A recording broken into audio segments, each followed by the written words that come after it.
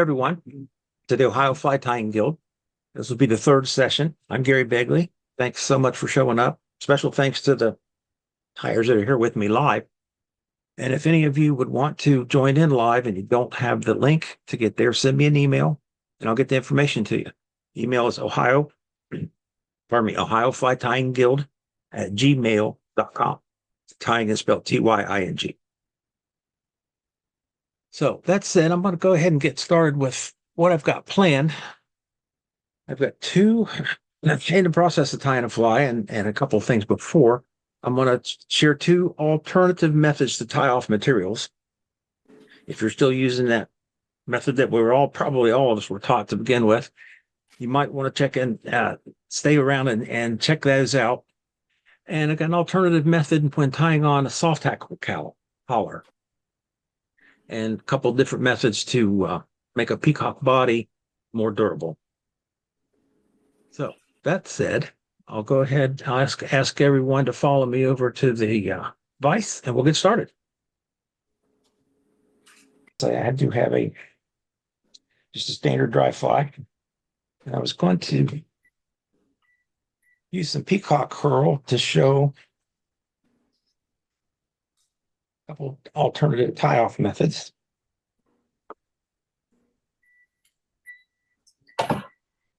Some thread.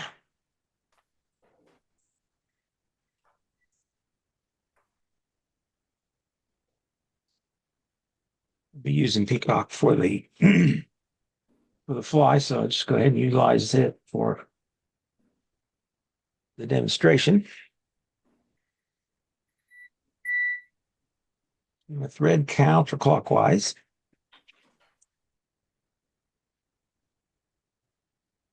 A loose wrap. Pull this to length. Whatever that is out of there.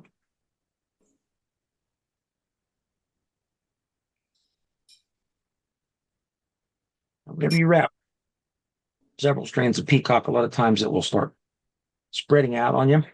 So one method, there are several. One method to keep that from happening is to just leave the thread back there and actually push the thread forward. And that keeps the strands together.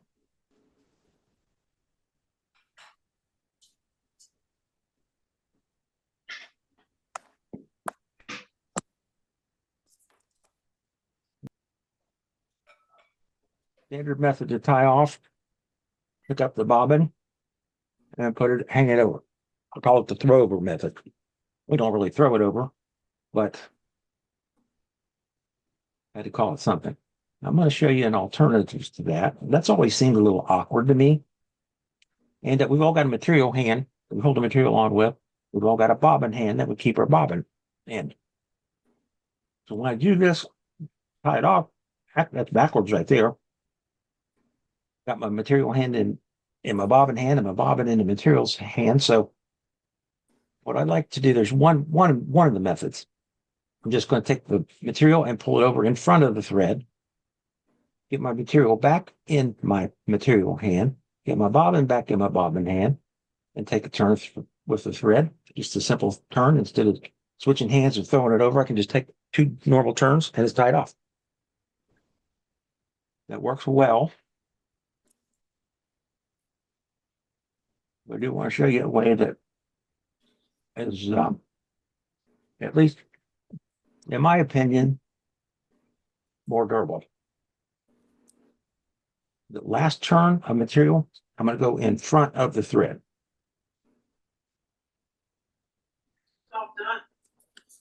Like so.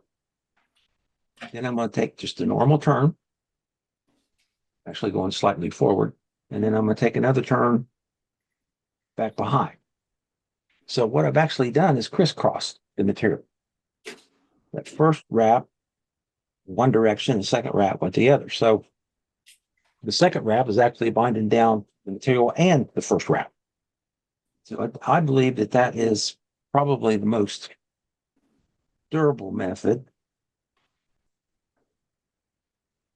And it just seems a lot smoother to me.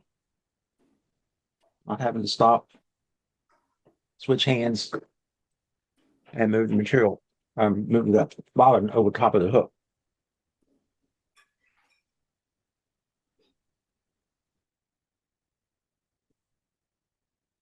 So that was two alternative methods to tie off material. And as far as making peacock bodies more durable, show you a couple different ways real quick. I'll show you a couple of different ways to do one method, and then the other one we'll just go ahead and tie the fly.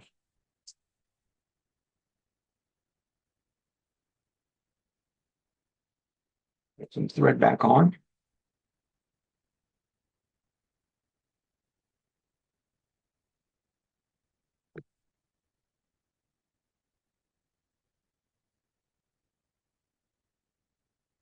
Moving up the tips. Spin the thread counterclockwise.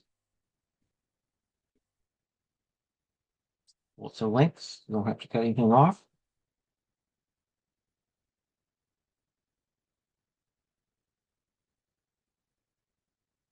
Now, as far as making it more durable, we can just wrap the peacock around the thread and wrap it like so.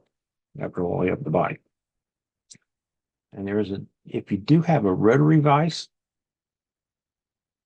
there's another method we can use to do that.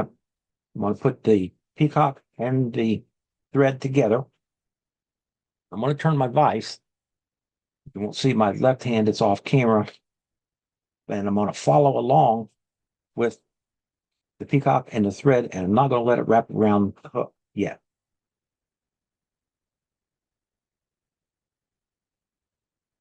So now, getting it twisted that way, eh? I'm sorry? Said you get to twist it around that way. Yep. It's you can, I don't know how well you can see it, but it's the thread. I honestly don't know if the peacock twists around the thread or the thread twists around the peacock, and it really doesn't matter because it accomplishes the same thing. And then I can just go ahead with the rotary function and wrap the body.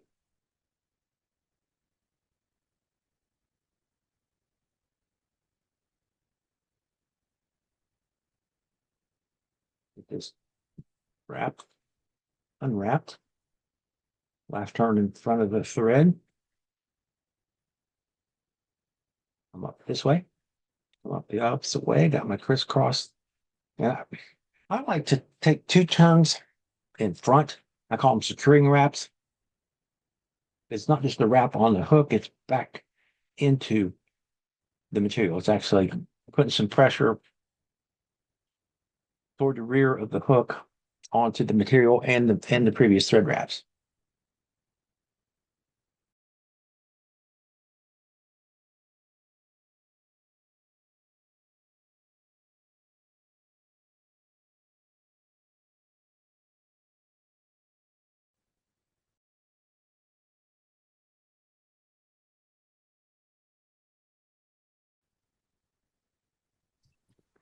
So rather than cut your peacock curl, have you ever just one at a time broke them off?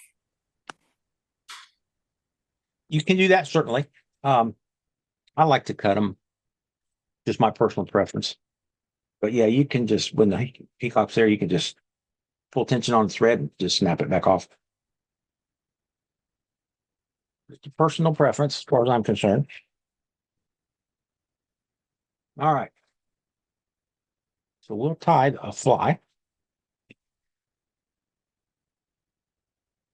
Show you the fly first. I like them really heavily hackled. It's a peacock and partridge. You can see it's got the peacock herl body. And this is the second way of making the body more durable with the wire rib. And we've got some partridge and a little bit of wire, and that's all we need. So we'll head back over to the vise.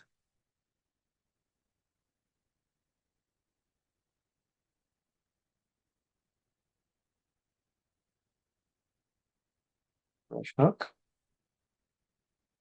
Let's start the thread. I do this a little bit differently too. It's about a hook eye width behind the eye. Put just a few wraps to hold the thread on. And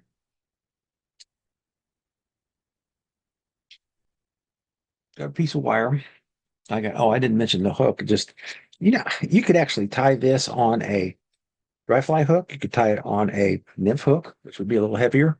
Perhaps go down in the water a little better, a little quicker.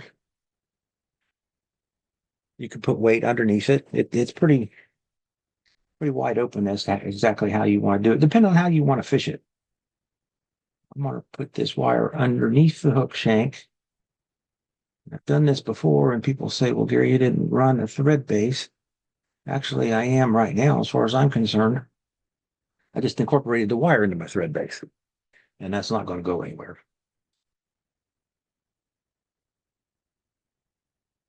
Zip back up front. 3 more Peacock. We use a lot of Peacock pearl tonight. I really like using this type of flies. It's easy to work with, and I really like it also because the fish really like it. Spin my thread counterclockwise, back up, pull to length.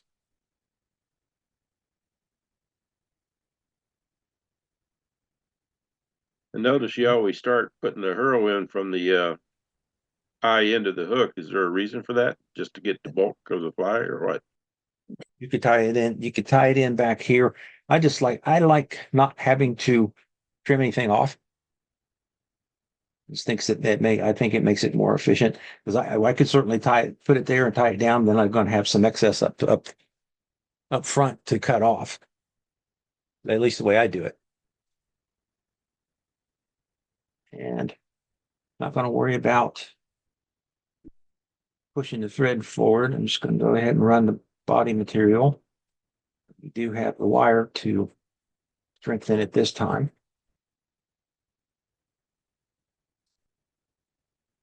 Last turn in front. Just cross tie off. 2 turns back into it.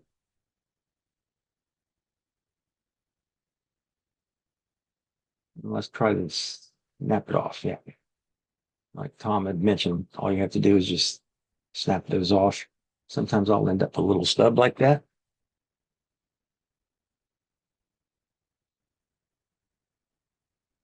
And I'm going to counter wrap this.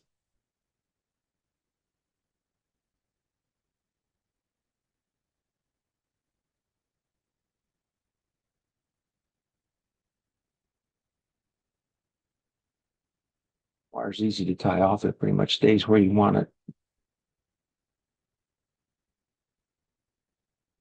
And my bobbin all the way up, and I'm actually going to put some tension on my spool of thread.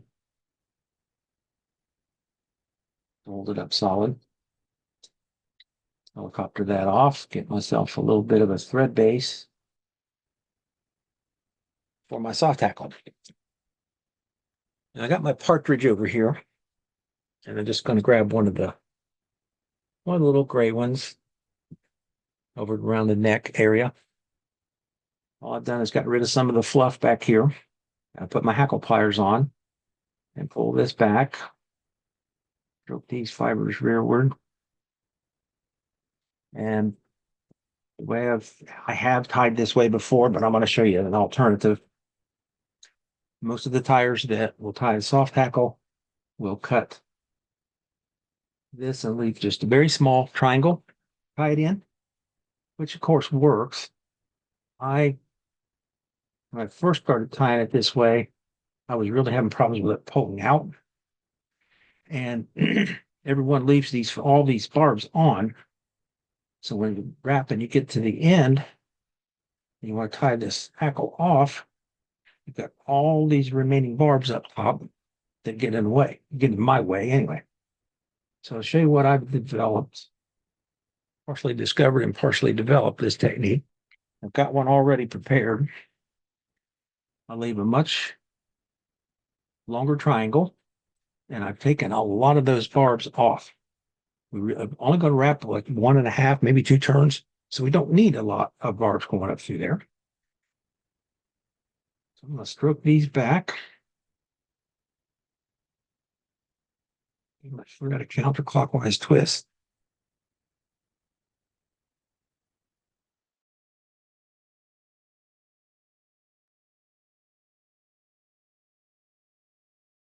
With my thread, I'm going to take 1, 2, 3 turns. I'm going to fold this triangle back over. 1, 2, 3 turns right back where I was. That leaves that nice and long. I can cut that off. Get them all out of the way. Now carefully stroke these back. I'll get some hackle pliers.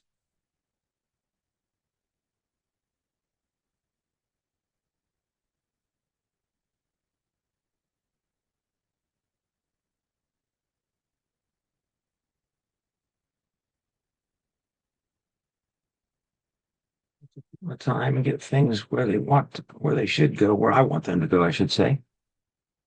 And now when it comes time to tie off, I've got just a bare stem, not a lot of barbs in the way.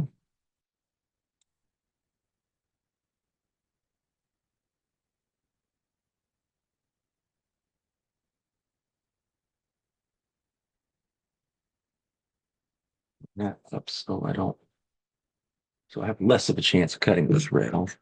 I won't cut the thread. I'm pretty sure this type pattern, these hackle barbs are only supposed to go back about to the hook bend. But like I mentioned earlier, I like them longer. I believe it allows for a little bit more movement.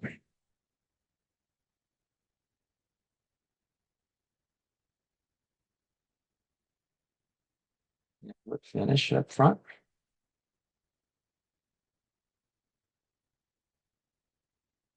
So there's my version of a peacock and partridge.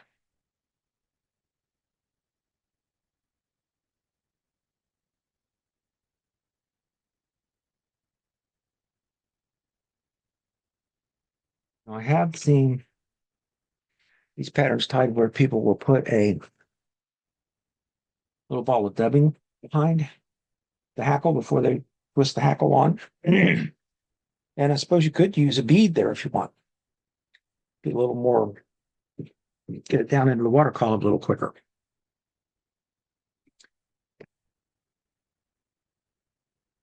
So, any other questions?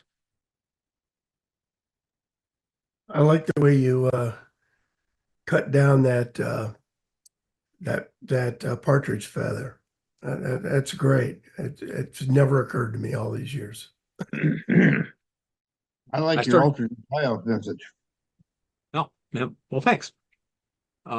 It's just as far as the partridge tying, I just absolutely was having a little bit of a struggle keeping all the extra barbs that were on there out of the way whenever I was tying off to tie it was an actual soft hackle and partridge and orange, I believe it was, and it finally dawned on me, why don't I just pull those darn things off to begin with? Because you only need a very small amount of those barbs on there to get the fly tied, get the collar tied. And as far as the alternative tie-off methods, as soon as I discovered those, I just started using them all the time. Is it just me that it seems kind of awkward to throw the bobbin over? I know I've seen most of you guys that are online tonight tie and use that method, and of course we all know it works. It works perfectly. Yeah, it's always felt awkward because you're kind of crossing, switching hands, or throwing it over with your other hand. And Yep. no, I like that. Yeah, I trap everything, which is basically what you're doing there. But a turn in front, turn behind, sort of thing. So I hate throwing it over there. Yeah, and doing the way I showed you, it accomplishes exactly the same thing. It's not crossing over the material on top of the hook; it's crossing over on the near side. I don't see a problem with that in any way, shape, or form, frankly.